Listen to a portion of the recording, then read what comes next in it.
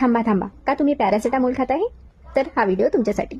मी फार्मागोली कोमल आज तुम्हाला पॅरासिटामोल बद्दलच्या 3 गैरसमज सांगणार आहे. तर चला बघूया. पहिला, पॅरासिटामोल सेफ आहे? कितीही वेळा घेऊ शकतो? नाही मित्रांनो, पॅरासिटामोल सेफ आहे पण मर्यादित.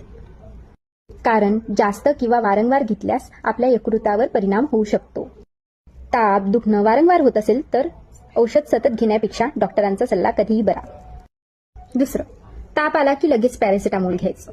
तर नाही, ताप आला की लगेच पॅरासिटामोल नाही घ्यायचं.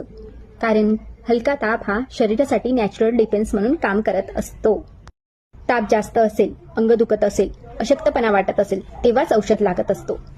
तिसरं, पॅरासिटामोल म्हणजे सगळ्या वेदनाचं औषध. तर मित्रांनो, पॅरासिटामोल हे सगळ्याच वेदनांचं औषध नाही आहे. कारण दातदुखी, पोटदुखी, दीर्घकाळ चालणाऱ्या वेदनांसाठी कारण शोधणे महत्त्वाचं असते. ते कारण आपण आपल्या डॉक्टरांच्या सल्ल्यानेच शोधू शकतो. तर मित्रांनो, माझा हा व्हिडिओ आपल्याला आवडला असल्यास मला सपोर्ट करा, लाईक करा, सबस्क्राईब करा. धन्यवाद. बाय.